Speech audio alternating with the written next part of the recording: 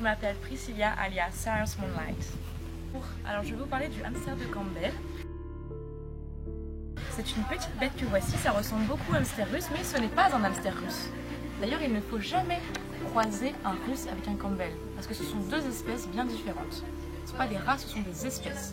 C'est comme si vous alliez croiser un lion avec un tigre, donc surtout pas de croisement Campbell russe.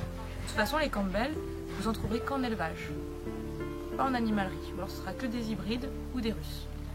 Donc un Campbell sauvage ressemble à ceci. Ils sont légèrement marrons par rapport aux russes qui tirent plus vers le gris. Ils ont une raie dorsale qui est beaucoup plus fine. Ils ont une tête d'une forme plus triangulaire.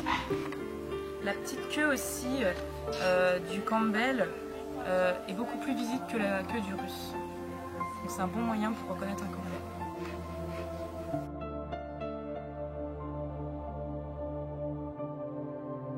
Donc l'hamster de Campbell vit généralement jusqu'à 2 ans. C'est rare qu'ils vivent plus longtemps, ça peut arriver, mais on préfère dire 2 ans.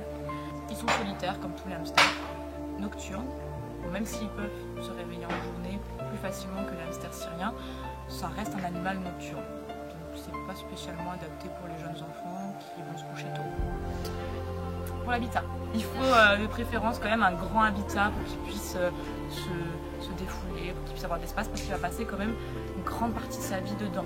C'est pas un animal qu'on sort comme un lapin, comme un chat. Donc il faut penser à lui, il faut mettre beaucoup de choses pour qu'il puisse se divertir. De préférence des accessoires en bois, comme ça il pourra les ronger, il n'y aura aucun risque. Une grande roue pour que son dos ne s'abîme pas quand il court, donc si possible 20 cm minimum. C'est quand même des animaux qui aiment beaucoup courir, donc il faut passer quand même pas mal de temps dans la roue. Pour la litière, évidemment du chanvre, pas de copeaux. Pour le nid, pas de coton non plus. On va prendre des petites lamelles de mouchoir, du foin, ne pas hésiter à mettre du foin.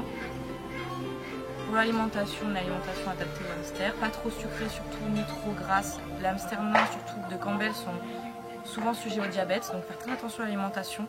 L'alimentation vraiment très pauvre en graisse et en sucre. Et variée, et ne pas oublier les protéines animales.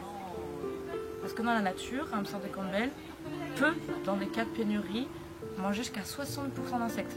Pas donner 60% d'insectes, mais il ne faut pas oublier que les protéines animales ont leur importance pour les hamsters de Campbell. C'est un animal qui peut être très très cool et très calme et très gentil s'il est élevé en élevage. Par contre, s'il est élevé dans de mauvaises conditions, comme tous les animaux, ça peut être un animal asocial, impossible à manipuler, mordeur. Parce que oui, certains Campbell ont une réputation de mordeur, mais parce que les gens se fient que aux animaux qu'ils peuvent trouver dans les animaleries ou des choses comme ça. Donc, c'est pas plus mordeur qu'un autre hamster.